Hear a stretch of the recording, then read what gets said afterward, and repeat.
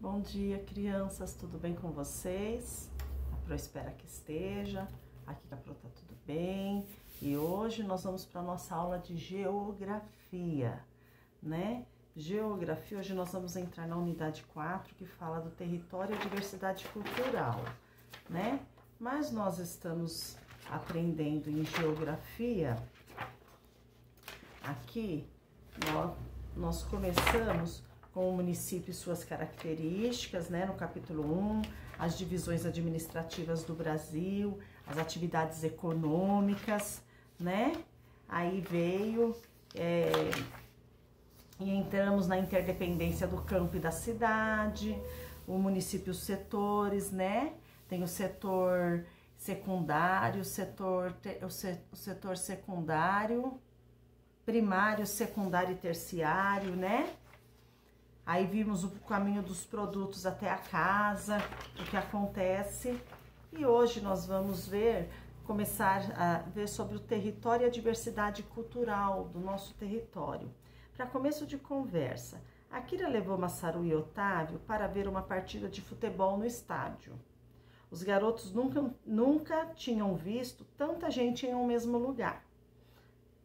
Assim como Massaru e Otávio, você já ficou surpreso ao ver uma multidão? Se sim, em qual situação? Observe as pessoas que estão ao lado de Otávio e Massaru. Quais são as diferenças físicas que você percebe entre elas? Observando a imagem, podemos afirmar que os torcedores estão bem distribuídos na arquibancada do estádio? Por quê? E você acha que a partir da observação da multidão de torcedores é possível pensar sobre a população que habita o Brasil? Como? Então, olha aqui. Para quem gosta de futebol, ô termo interessante, olha aqui, um estádio de futebol. Então, nós vamos estar conversando na nossa videochamada sobre essas duas páginas aqui, essas perguntas que a Pro leu, né? Nós vamos estar conversando, ver o que cada um tem a dizer sobre isso. Então, vamos para a página 30, que fala, capítulo 1, a população do Brasil. Massaru e Otávio estavam muito felizes. Nunca haviam ido a um estádio de futebol. Não imaginavam que cabiam tantas pessoas naquele espaço. Uau! Olhe quanta gente! Ainda bem que nesse estádio cabe 60 mil pessoas. Se aqui cabe tudo isso, imagine no Brasil inteiro. Pai, quantas pessoas cabem no território brasileiro? Como contar tanta gente que mora aqui? Calma, filho, eu vou te explicar. Aqui ele explicou aos meninos que só é possível saber qual é a população do Brasil, ou seja, o seu conjunto de habitantes, por meio de pesquisas feitas por órgãos especiais como o IBGE, que é o Instituto Brasileiro de Geografia e Estatística, que faz a contagem da população periodicamente, geralmente de 10 em 10 anos, né? Então, o IBGE, ele faz essa contagem aí, para saber quantos brasileiros, quantas pessoas existem, né, no território. Como você imagina que o IBGE faz essa contagem? Como será que ele faz essa contagem? Ele passa de casa em casa, ele fica em determinada rua, em determinado estado. Como que é que você imagina que o IBGE faz para conseguir calcular o número de pessoas do território brasileiro? Um território como o nosso, tão extenso, né?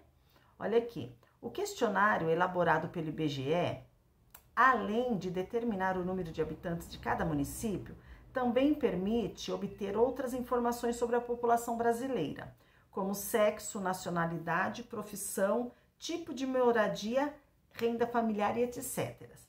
A contagem do número de habitantes, considerando-se essas informações, é chamada de censo democrático. O censo democrático, então, onde o IBGE consegue coletar esses tipos de informação. 2. Converse com os colegas e o professor sobre a importância de conhecer informações acerca da população de um determinado lugar. Por que é interessante conhecer, né? A importância de se conhecer as informações sobre a população. Por que vocês acham que isso é importante? 3. Sabendo que em 2010 ocorreu um censo, e que ele ocorre de 10 em 10 anos, quando ocorrerão os 2 próximos censos? Então, se ele ocorre de 10 em 10 anos, a gente sabe que em 2010 ocorreu um. Quando que ocorrerão os próximos 2 censos? Aí vocês vão colocar, a previsão é que ocorra em torno de tal ano e tal ano. Aí na página 31, integrando com matemática, estimando o número de alunos do 4º ano. Aí é fácil, né? Sala pequena. O IBGE faz cálculos matemáticos para estimar a população brasileira no intervalo entre os censos. Vamos estimar a quantidade de alunos que há no 4º ano em sua escola? Para isso, utilize o censo de estimativas que você aprendeu com matemática. Lembre-se que para fazer a estimativa, você precisa utilizar o arredondamento. Siga o roteiro a seguir. Lembre-se, no arredondamento, se o algarismo à direita da ordem que se quer arredondar for 5, 6, 7, ou 8 ou 9, arredondamos o número para cima. Ou seja, somamos 1 ao algarismo da ordem que quer se arredondar, né? Se o algarismo à direita da ordem se quer arredondar, se o algarismo à direita da ordem que se quer arredondar for 0, 1, 2, 3 ou 4, arredondamos para baixo. Isto é, mantemos o algarismo da ordem que se quer arredondar. Então, nós vimos o arredondamento, né? De 5 para cima, arredonda 1 para cima e de 0 a 4 para baixo. Descubra quantos alunos há em sua sala, em sua classe. Escreva na primeira linha da coluna da tabela a seguir o nome de sua classe. Na segunda coluna, escreva a quantidade de alunos. Converse com o professor e descubra quantos alunos há nas demais classes do 4º ano. Escreva o nome de cada classe na primeira coluna. Na segunda coluna, anote a respectiva quantidade de alunos. Após escrever o nome e a quantidade de alunos de todas as salas, faça o arredondamento do número de alunos de cada uma e anote-o na terceira coluna. Ao final, faça a estimativa da população do 4º ano e anote na última linha da tabela. Bom, crianças, nós só temos a nossa sala, né? De 4º ano na nossa classe. Como aqui pede só de 4º ano, né? Então, nós vamos fazer o seguinte, para ter uma... aqui dá pra gente fazer do 1º, 2º, 3º, 4º e 5º. Então, nós vamos fazer do 1º ao 5º ano, porque nós só temos uma sala de 4º ano. Então, vocês vão colocar a classe 1º ano, 2º ano, 3º ano, 4º ano, 5º ano. Aí, nós vamos colocar o número de alunos. Como que eu vou descobrir? Nós vamos conversar com os professores, né? Saber quantos alunos tem em cada classe. E depois nós vamos fazer um arredondamento, ok? Vamos passar para a página 32. Essa atividade aqui, do arredondamento, na hora que a gente for fazer a correção, eu vou passar para vocês o número de alunos que tem em cada sala, tá? E a gente arredonda no Google Meet. Página 32. O território e a população brasileira.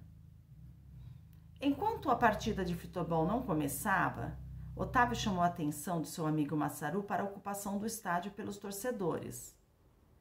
Veja, Massaru, esse lado do estádio está lotado. Mas aqui está meio vazio, respondeu ele, né? Akira explicou que podemos comparar o que os meninos observaram com a relação da ocupação do estádio do nosso país.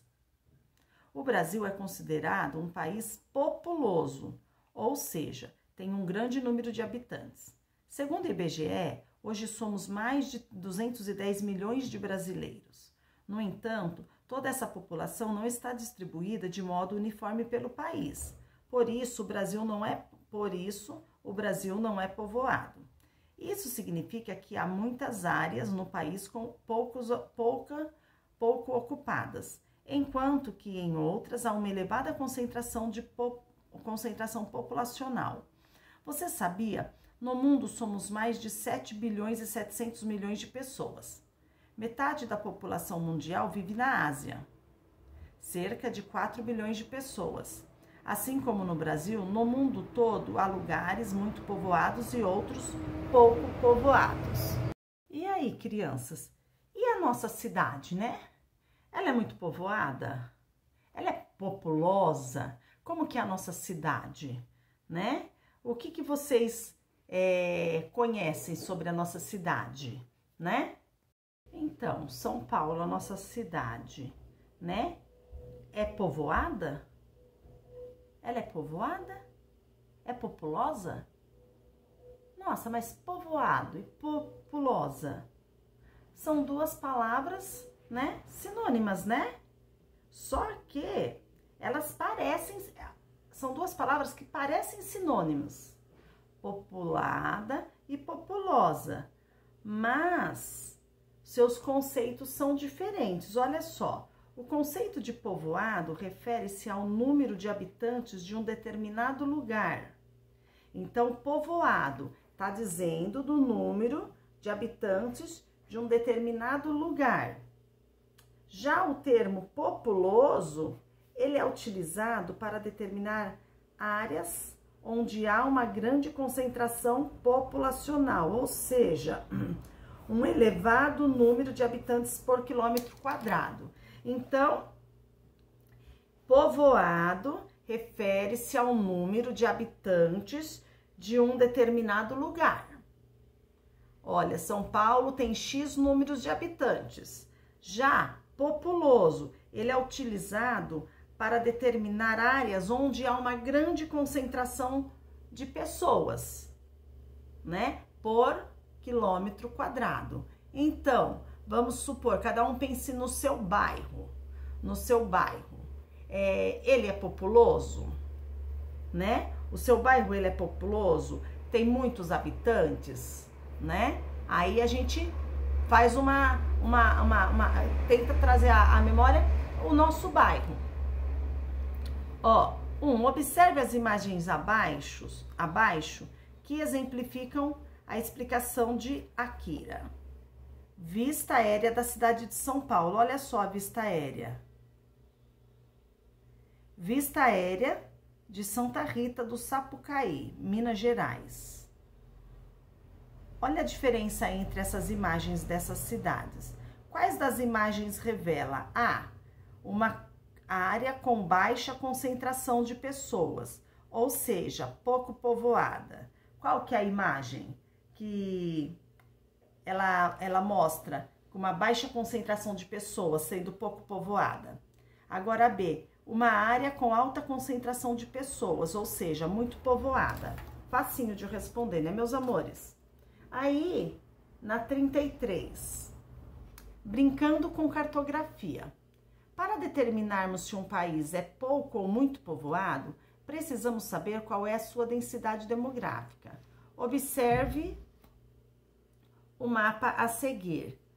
O que é isso, densidade demográfica? É a quantidade de pessoas concentradas em um determinado espaço. Aqui o glossário está respondendo, né? Então, densidade demográfica, quantidade de pessoas concentradas em um determinado espaço. Olha aqui, Brasil, densidade demográfica. Olha só como tem as cores, né? Então, tem as cores, aqui a cor mais escura, são as áreas mais povoadas, né? São as áreas mais povoadas. A cor um pouco mais clara, área com áreas mais ou menos povoadas. E o bem clarinho de vocês é colorido, área menos povoada. Então, aqui tá mostrando quais são as áreas mais povoadas, as mais ou menos povoada e a menos povoada.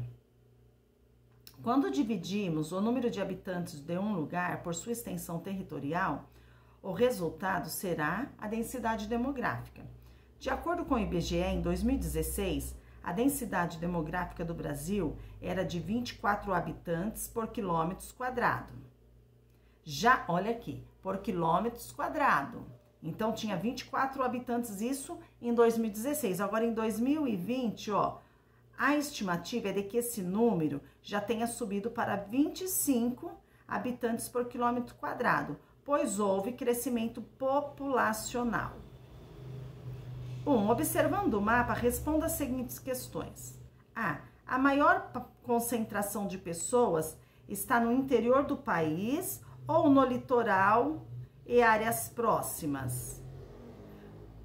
Observando aí, né, no mapa, né, a maior concentração de pessoas, onde é mais povoada, a área mais povoada, né, ela está no interior do país ou está no litoral e áreas próximas? Aí vocês vão observar aí, vão escrever. Aí, a 34. B, de acordo com sua resposta anterior, por que a maior concentração de pessoas nesse local? Por que tem maior concentração de pessoas no local que vocês escreveram aqui? Aí vocês vão estar respondendo cada um de acordo com o que imaginou, né? C, a qual área descrita na legenda pertence ao seu estado? E aqui, a qual área da legenda pertence o nosso estado? O nosso estado está na área mais povoada, nas mais ou menos povoadas ou na menos povoada? C, D, cite um exemplo de um estado em que haja maior concentração de pessoas e outro em que haja menor concentração. Então, observando no mapa, vocês vão escrever um estado que tenha maior concentração de pessoas e um estado que tenha menor concentração de pessoas. E, nas áreas menos povoadas, pertencem a qual região brasileira? Quais são as áreas menos povoadas que pertencem à região brasileira? Então, vocês vão escrever. Lembrando aqui tem a Rosa dos Ventos, né? Norte, Sul, Leste, Oeste. Aí vai dar para vocês se situarem. E as áreas mais povoadas estão localizadas em qual região brasileira? Qual que é a região brasileira que estão as áreas mais povoadas, né? Observa pelos pontos norte, sul, leste, oeste, os pontos colaterais, né? Aí vocês vão observar. É no sudeste, é no noroeste. É dessa maneira. Ao entender que a concentração de pessoa é diferente nos diversos lugares, Masaru ficou pensando nos problemas que essa diferença pode causar à vida das pessoas, como a falta de moradia, de transporte e de água para todos. Por isso, perguntou ao seu pai se todas as pessoas não teriam direito a essas coisas, independente de onde vivem. Akira refletiu sobre a pergunta de Masaru a respeito dos direitos dos cidadãos brasileiros. Então, na nossa cidade. A nossa cidade é uma cidade, né, com muita concentração de pessoas. São Paulo, uma capital grande, com muita concentração de pessoas. A respeito do problema da falta de moradia, de transporte, de água, o que vocês pensam, né? Por a cidade ser um número tão grande de habitantes, ser tão cheia, não é? Isso pode ocorrer? Aqui em São Paulo, andando com os pais, a gente verifica muitas pessoas, ou conhece pessoas que não têm casa, pessoas que moram na rua, né? Por quê? Por que será que acontece isso, né? É uma situação grave, é uma situação difícil, né? Se você vai no interior pequeno, numa cidade pequena, você vê menos pessoa morando na rua. É um número menor, mas já na nossa metrópole aqui, São Paulo, grande como que é, né? 2. Na sua opinião, todos os cidadãos brasileiros têm direitos iguais? Por quê? Todos têm direito à moradia? Todos têm direito à alimentação? Todos têm direito à água? Por quê? Né? E vocês vão pôr o que vocês pensam. E 3, escolha um direito que todos os brasileiros tenham e escrevam no espaço abaixo. Depois explique por que esse direito é importante para as pessoas. Também é resposta pessoal. Vocês vão ver um direito que todos têm, né? E vão escrever aqui abaixo. E depois vocês vão explicar por que é importante esse direito para as pessoas, tá? Então, aqui, na nossa aula no Google Meet, nós vamos estar discutindo todos esses assuntos. Vocês vão estar pondo o que vocês entendem sobre ele, a Pro vai estar explicando, e nós vamos estar fazendo a correção e tirando as dúvidas. E por último, nós vamos fazer essa pirâmide etária, em outras leituras.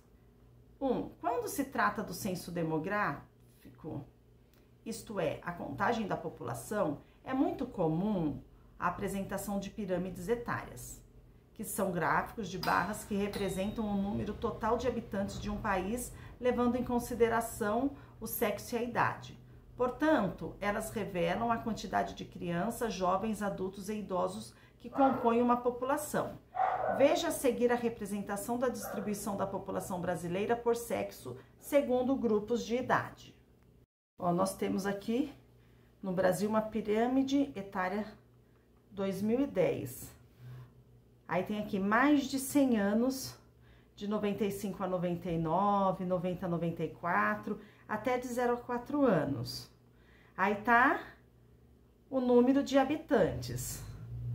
E aqui do lado da pirâmide, olha aqui, nós temos homens e nós temos mulheres. Então, aqui, do lado esquerdo, nós estamos aqui com a quantidade de homens. E do lado direito, a quantidade de mulheres, ó, o número de habitantes.